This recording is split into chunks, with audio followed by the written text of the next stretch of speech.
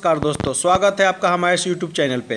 तो आज है 23 अप्रैल और 23 अप्रैल के टॉप 20 करंट अफेयर्स को हमने यहाँ पे लेके आया है। डेली करंट अफेयर्स की सेट होगी अब, और आज है 23 अप्रैल और टॉप 20 क्वेश्चन जो काफ़ी इंपॉर्टेंट है आपके एग्जाम के लिए, चाहे आप बीपीएससी दे रहे हैं, यूपी पीसीएस देंगे, बिहार एसआई का मेंस देंगे या बीएसएससी का मेंस देंगे, railway competitive exam, totally competitive exam पे बेस्ड है ये 20 क्वेश्चन।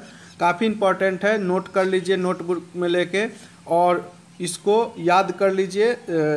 तो जैसा कि आप सभी जानते हैं कि 30% करंट अफेयर्स प्रत्येक एग्जाम में रहते हैं, तो ये सभी 20 क्वेश्चन काफ़ी इंपॉर्टेंट है। तो 20 क्वेश्चन का मैं ये सेट लेके आया हूँ। चलिए शुरू करते हैं। चलिए, पहला क्वेश्चन है, हाल ही में राष्ट्रपति रामनाथ कोविंद, बहुत इंपॉर्टेंट क्वेश्चन है ये, हाल ही में राष्ट्रपति रामनाथ कोविंद का नया सचिव किसे नियुक्त किया गया है? तो आपको बता दें, अभी कपिल देव त्रिपाठी को रामनाथ कोविंद का नया सचिव नियुक्त किया गया। अच्छा, इससे पहले कौन थे? इससे पहले संजय कोठारी थे। इससे पहले संजय कोठारी थे, अब कपिल देव त्रिपाठी हो गए। ये कौन है? तो असम के एक 1980 के बैच के आईएएस अधिकारी हैं। इनको राष्ट्रपति रामनाथ कोविंद का नया सचिव नियुक्त किया गया है। चलिए नेक्स्ट क्वेश्चन देखते हैं। 2 नंबर क्वेश्चन है, हाल ही में उड़ीसा हाई कोर्ट, बहुत इंपॉर्टेंट क्वेश्चन है ये भी, कि उच्च न्यायाधीश किसको नियुक्त किया गया है? तो आपको बता दें कि उड़ीसा हाई कोर्ट के उच्च न्यायाधीश मोहम्मद रफ़ीक को नियुक्त किया गया है, मोहम्मद रफ़ीक को। अच्छा, इसके साथ ही 2 नए मुख्य न्यायाधीश और बने हैं, चीफ जस्टिस और बने हैं, एक मेघालय के और एक बॉम्बे के। तो दोनों हम लिख दिए हैं, इसको अपने नोटबुक में नोट कर लीजिए। मेघालय हाई कोर्ट के मुख्य न्यायाधीश जो अभी हाल फिलहाल बने हैं उनका नाम है विश्वनाथ सोमेंदर, और बम्बई हाई कोर्ट के दीपंकर दत्त। ये दोनों अभी न्यू चीफ जस्टिस हुए हैं, एक बम्बे के और एक मेघालय के, एक उड़ीसा से, 3 सेलेक्ट हुए हैं। चलिए नेक्स्ट क्वेश्चन देख लेते हैं। आईपीएल का महानतम कप्तान किस खिलाड़ी को चुना गया है? तो अभी 2 खिलाड़ी को आईपीएल का महानतम कप्तान चुना गया है। एक रोहित शर्मा जो मुंबई टीम के कैप्टन है, और एमएस धोनी जो चेन्नई टीम के कैप्टन है। इन दोनों को आईपीएल का महानतम कप्तान चुना गया है अभी हाल फिलहाल में। अच्छा, आईपीएल की शुरुआत कब हुई थी? 2008 में आईपीएल का पहला गेम मैच हुआ था 2008 में। इसमें राजस्थान रॉयल्स विजेता रही थी। चलिए नेक्स्ट क्वेश्चन देख लेते हैं। हाल ही में आसियान की अध्यक्षता जो है, आसियान की अध्यक्षता 2020 के लिए किस देश को मिला है? तो आपको बता दें कि आसियान की अध्यक्षता 2020 के लिए वियतनाम देश को मिला है। तो नोट कर लीजिए। अच्छा, वियतनाम से कुछ और इम्पोर्टेंट चीज़ कि इसकी कैपिटल क्या है? तो इसकी कैपिटल हनोई है, करेंसी दोंग है, वियतनामी दोंग। अच्छा, यहाँ के पीएम कौन है? तो गुयेन जुआन फुक है, गुयेन जुआन फुक इंपॉर्टेंस है, नोट कर लीजिए। चलिए नेक्स्ट क्वेश्चन देखते हैं। नेक्स्ट क्वेश्चन, 5वां क्वेश्चन क्या करा है? अच्छा, यहाँ पे एक और चीज़ है जो आप नोट कर लीजिए कि आसियान का मतलब क्या होता है? तो association of south east Asian nation होता है। इसकी स्थापना कब हुई थी? 1967 ईस्वी में, और इसका हेड क्वार्टर हमेशा पूछता है एग्जाम में, तो कहाँ है? जकार्ता, जो इंडोनेशिया में पड़ता है। इसके अध्यक्ष ली सिंग लुइंग है जो यहाँ पे है, इसको भी नोट कर लीजिए। और टोटल सदस्य 10 देश है। तो आसियान के बारे में हमको इतनी जानकारी मिलती है। इसका अभी 2020 में किस देश को मिला है? तो वियतनाम को मिला है। चलिए नेक्स्ट क्वेश्चन देख लेते हैं। 5वां क्वेश्चन है, किस देश के प्रत्येक घर में 2 मॉस्क डिलीवरी? अभी एक ऐसा देश है जिसने ऐलान किया है कि प्रत्येक घर में कम से कम 2 मॉस्क की डिलीवरी की जाएगी, तो ये है जापान। अच्छा, जापान के बारे में और कुछ जान लेते हैं। तो जापान की कैपिटल क्या है? टोक्यो है। यहाँ की करेंसी क्या है? येन है। और यहाँ के पीएम क्या है, के नाम क्या है? शिंजो आबे नाम है। तो जापान के बारे में हमें इतनी जानकारी मिलती है। अच्छा, जापान के एक और चीज़ पूछता है, संसद का नाम। तो याद रखिएगा, जापान के संसद का नाम डाइट है। बहुत इंपॉर्टेंट चीज़, हमेशा एग्जाम में पूछता है। चलिए नेक्स्ट क्वेश्चन देख लेते हैं। करा है, बहुत इंपॉर्टेंट क्वेश्चन है, वर्ल्ड प्रेस फ्रीडम इंडेक्स 2020 में भारत का कौन सा रैंकिंग रह रहा है? अभी हाल फिलहाल में वर्ल्ड प्रेस फ्रीडम इंडेक्स जो कि रिपोर्टर विदाउट बॉर्डर यही निकालता है, इसमें भारत का स्थान 142वां रहा है। इससे पहले भारत का स्थान 140 था 2019 के रिपोर्ट में। अच्छा, 2018 में 138 था। तो प्रत्येक ईयर भारत 2 पायदान नीचे जा रहा है। देखिए 2 साल से 2 पायदान नीचे जा रहा है, यानी यहाँ प्रेस का फ्रीडम जो है थोड़ा घट गया है प्रेस की फ्रीडम में। अच्छा, ये 140 से ये 142 क्यों हुआ, तो बता दें अभी जम्मू कश्मीर को लेके कुछ रिपोर्ट आई थी जिसमें प्रेस फ्रीडम को अनुमति नहीं मिली थी, इसीलिए 140 से 142 पहुंच गया। अच्छा, टोटल देश कितने होते हैं इस प्रेस रिपोर्टर विदाउट बॉर्डर में, तो याद रखिएगा 180 देशों की ये सूची होती है। अच्छा, अभी 1 नंबर पे कौन रहा है, तो 1 नंबर पे याद रखिएगा नॉर्वे रहा है, नोट कर लीजिए। 1 नंबर पे नॉर्वे, 2 नंबर पे याद रखिएगा फिनलैंड रहा है, नोट कर लीजिए, और 3 नंबर पे डेनमार्क। तो ये 3 बहुत इंपॉर्टेंट है। 1 नंबर पे नॉर्वे, 2 नंबर पे फिनलैंड और 2 नंबर पे फिनलैंड और 3 नंबर पे डेनमार्क। ये काफ़ी इंपॉर्टेंट है, इसको नोट कर लीजिए। भारत का स्थान 142वां रहा है इस सूची में, प्रेस फ्रीडम इंडेक्स 2020 की सूची में 142वां रहा है। यहाँ पे नोट कर लीजिए। यहाँ पे हमने टॉप 10 जो रहे हैं उसका नाम भी लिख दिया है। पहला Norway, Finland, Denmark, Sweden, Netherland, Jamaica, Costa Rica, Switzerland, New Zealand और 10वां नंबर पुर्तगाल है। अच्छा, भारत के पड़ोसी देशों में सबसे अच्छा स्थिति किसकी है, तो इसके बारे में भी जान लीजिए। भूटान का सबसे अच्छा स्थिति है, इसका रैंक 69 है। तो पड़ोसी देशों में भूटान का सबसे अच्छा स्थिति है और सबसे खराब है चीन का। ये लगभग 170 के करीब में इसकी स्थिति पोजीशन है, तो ये याद रखिएगा। चलिए नेक्स्ट क्वेश्चन देख लेते हैं। अभी हाल फिलहाल विश्व पृथ्वी दिवस मनाया गया। सभी क्वेश्चन काफ़ी इंपॉर्टेंट है, नोट कर लीजिए, एकदम एग्जाम में इससे क्वेश्चन रहेंगे ही। तो डेली करंट अफेयर्स का सेट लेके आ रहा हूँ और आप डेली क्वेश्चन को देखिए सुबह सुबह और उसको याद कर लीजिए, जो काफ़ी इंपॉर्टेंट होंगे आपके प्रत्येक एग्जाम के लिए। विश्व पृथ्वी दिवस कब मनाया जाता है, तो आपको बता दें कि पर्यावरण की सुरक्षा के लिए प्रत्येक साल विश्व पृथ्वी दिवस 22 अप्रैल को मनाया जाता है। और 22 अप्रैल को ये मनाया जाता है क्योंकि पहली बार 22 अप्रैल 1970 को ये सम्मेलन हुआ था पहली बार, और इसको 1970 में ही मनाया गया था विश्व पृथ्वी दिवस को। तो 22 अप्रैल याद रखिएगा, वर्ल्ड अर्थ डे, पर्यावरण की सुरक्षा के लिए मनाया जाता है। चलिए नेक्स्ट क्वेश्चन देख लेते हैं। अभी हाल ही में किस देश के राष्ट्रपति ने नौकरी के लिए दूसरे देश से आने वाले लोगों को अस्थायी रोक लगा दी है, तो अभी एक ऐलान हुआ है अमेरिका के राष्ट्रपति डोनाल्ड ट्रंप ने किया है कि अस्थायी तौर पे दूसरे देशों से जो लोग आते हैं कोरोना वायरस के चलते, चूँकि सभी अर्थव्यवस्था बिगड़ चुकी है, तो अभी दूसरे देशों से जो भी लोग आ रहे हैं उसको अस्थायी रोक लगाने की, नौकरी लेने के लिए दूसरे देशों से जो लोग आ रहे हैं उसको अस्थायी रोक लगाने का ऐलान किया है राष्ट्रपति डोनाल्ड ट्रंप ने। ठीक है। अच्छा, अमेरिका की यहाँ पे बात हुई है क्योंकि अमेरिका के राष्ट्रपति डोनाल्ड ट्रंप है, तो इसका कैपिटल क्या है, वाशिंगटन DC, और इसका अभी प्रेसिडेंट यानी राष्ट्रपति कौन है, डोनाल्ड ट्रंप है।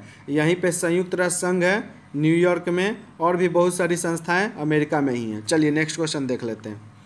आंध्र प्रदेश अभी एक पंचायती राज अधिनियम के तहत आंध्र प्रदेश ने क्या किया है, 1994 में संशोधन करके निर्वाचन आयुक्त की कार्यकाल जो 5 साल की होती है इसको घटा के कितना साल कर दिया है, बहुत इंपॉर्टेंट क्वेश्चन है। तो इसको आंध्र प्रदेश सरकार ने 3 साल कर दिया है।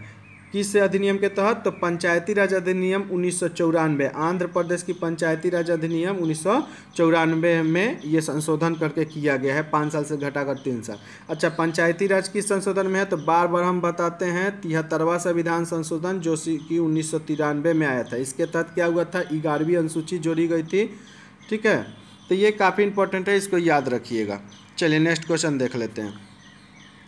अभी मून डे इन किस देश के फिर राष्ट्रपति बने हैं, तो ये पहले भी थे और अब भी फिर बन गए हैं चुनाव के बाद, तो ये दक्षिण कोरिया के राष्ट्रपति बन गए हैं, मून डे इन। अच्छा, मून डे इन जो दक्षिण कोरिया के राष्ट्रपति बने हैं, तो दक्षिण कोरिया की कैपिटल क्या है, तो सियोल है, और इसकी करेंसी क्या है, वान है, और पीएम क्या है, चुंग से क्यू। ये इंपॉर्टेंट है, नोट कर लीजिए। करेंसी सियोल, वान कैपिटल सियोल, करेंसी वान, और पीएम चुंग से क्यू, और प्रेसिडेंट का नाम तो मालूम ही हो गया, मून जे इन। अच्छा, एक और बहुत इंपॉर्टेंट क्वेश्चन होता है कि उत्तर कोरिया एंड दक्षिण कोरिया जो है इसके बीच कौन सी रेखा बनी है, तो इसके बीच जो रेखा है वो 38 डिग्री समांतर रेखा है, याद रखिएगा। ये देखिए 38 डिग्री समांतर रेखा जो है उत्तर कोरिया और नॉर्थ कोरिया को क्या करती है, डिवाइड करती है। ये काफ़ी इंपॉर्टेंट है, बहुत बार क्वेश्चन आता है, इसीलिए हमने लिख दिया। चलिए नोट कर लीजिएगा। चलिए नेक्स्ट क्वेश्चन देखते हैं, 11वां नंबर। सेमलेस, बहुत इंपॉर्टेंट पुस्तक अभी आई है। सेमलेस पुस्तक का विमोचन किया गया है, इसके लेखक का नाम बताना है। तो तस्लीमा नरसिन जो कि बांग्लादेश की है, ये सेमलेस पुस्तक अभी लिखी हैं। चलिए नेक्स्ट क्वेश्चन देख लेते हैं। अभी फिंच रेटिंग्स में भारत का जीडीपी कितने % रहने का अनुमान लगा है, तो 1.8%। 1.8% याद रखिएगा। फिच रेटिंग्स में भारत का जीडीपी 1.8% रहने का अनुमान लगाया है, काफ़ी इंपॉर्टेंट है, नोट कर लीजिएगा। चलिए नेक्स्ट क्वेश्चन देखते हैं। नासा के द्वारा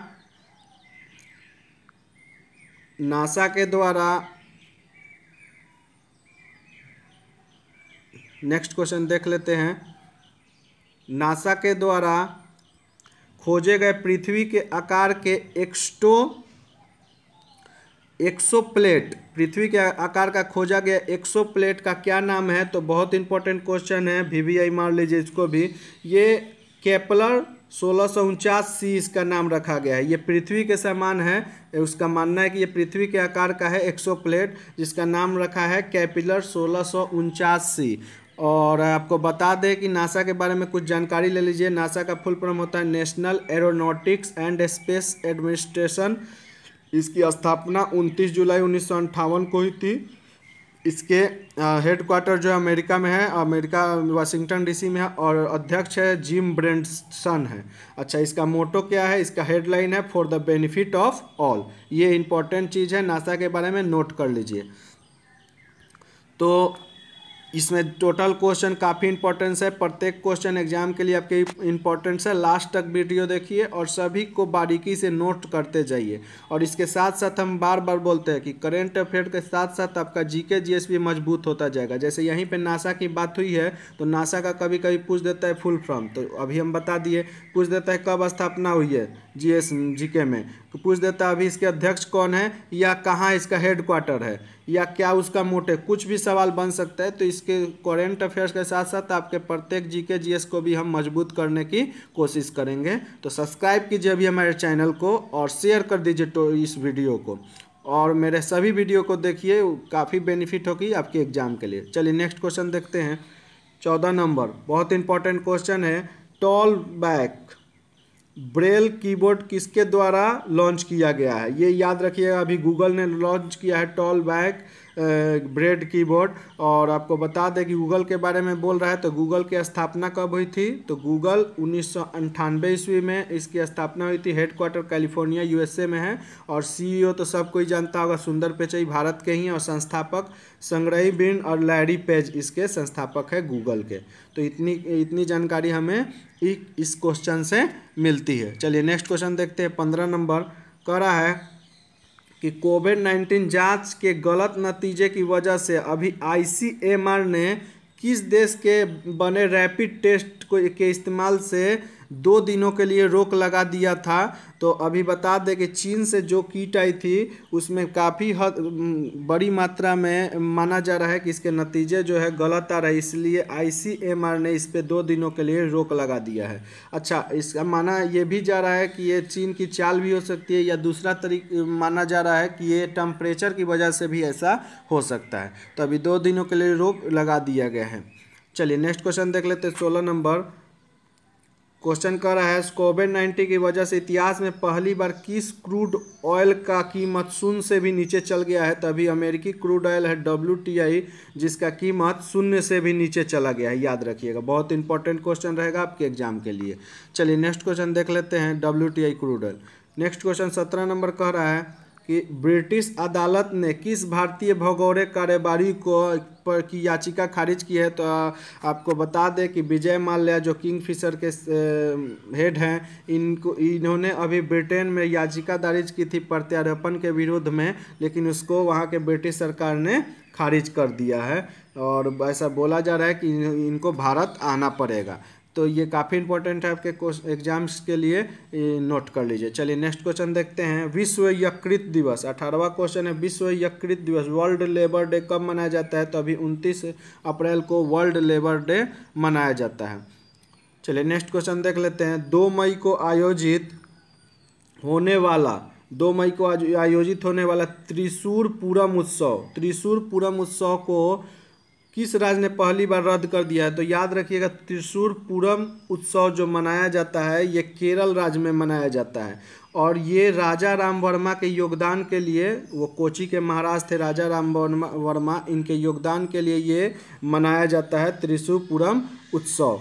तो और इसमें बड़ी संख्या में लोग भाग लेते हैं और हाथी घोड़े के साथ अच्छा सजा कर इसमें भाग लिया जाता है। तो ये है केरल का उत्सव, त्रिशूर पूरम उत्सव केरल का उत्सव है। चलिए नेक्स्ट क्वेश्चन और लास्ट क्वेश्चन देख लेते हैं। संयुक्त राष्ट्र चीनी भाषा दिवस, बहुत इंपॉर्टेंट क्वेश्चन है। संयुक्त राष्ट्र चीनी भाषा दिवस कब मनाया जाता है? तो अभी 20 अप्रैल को संयुक्त राष्ट्र चीनी भाषा दिवस मनाया गया था। और आपको बता दें इससे रिलेटेड, संयुक्त राष्ट्र से रिलेटेड यहाँ पे कुछ तथ्य है कि संयुक्त राष्ट्र यूनाइटेड नेशन की स्थापना कब हुई थी? तो सभी मालूम है 24 अक्टूबर 1945, और यही 24 अक्टूबर को यूनाइटेड नेशन दिवस भी मनाया जाता है, 24 अक्टूबर को। तो 24 अक्टूबर 1945 को इसकी स्थापना हुई थी। हेडक्वार्टर अभी बताए हैं न्यूयॉर्क में है, और सदस्य इसके 193 देश इसके सदस्य हैं। अध्यक्ष पूछता है हमेशा, तो एंटोनियो गुटरेस पुर्तगाल के ये हैं, ये इसके अभी अध्यक्ष हैं। अच्छा, संयुक्त राष्ट्र संघ की स्थापना 1945 में हुई, किस कारण से हुई? तो द्वितीय विश्व युद्ध समाप्त के बाद इसकी स्थापना हुई थी। अच्छा, चीन, अब इस यहाँ पे बात है चीन की, तो चीन के चीनी दिवस मनाए, संयुक्त राष्ट्र चीनी दिवस, तो यहाँ पे बात चीन की भी है। तो चीन की करेंसी क्या है? करेंसी है रेनमिनबी, और यहाँ की कैपिटल है बीजिंग, और प्रेसिडेंट जो हैं शी जिनपिंग है। तो ये काफ़ी 20 क्वेश्चन थे, काफ़ी इंपॉर्टेंट 20 क्वेश्चन थे आपके एग्जाम के लिए। टोटल क्वेश्चन को रट जाइए, लिख लीजिए नोटबुक पे, और रिवीजन करते रहिए। और जितने भी डेली अब करंट अफेयर्स का सेट आएगा, डेली करंट अफेयर्स की वीडियो आएगी, और जो काफ़ी इंपॉर्टेंस होगी आपके एग्जाम के लिए। तो करंट अफेयर्स और जीके जीएस सेट के लिए सब्सक्राइब कर दीजिए हमारे चैनल को, और शेयर कर दीजिए, शेयर करना नहीं भूलिए, शेयर कर दीजिए ताकि हमको हौसला मिले और ज़्यादा से ज़्यादा हम अच्छे अच्छे कंटेंट लेके आपके सामने आए जो काफ़ी इंपॉर्टेंट हो आपके एग्जाम के लिए। तो सब्सक्राइब कीजिए और शेयर कीजिए इस चैनल को ज़्यादा से ज़्यादा। Thank you, all the best for your examination. Thank you.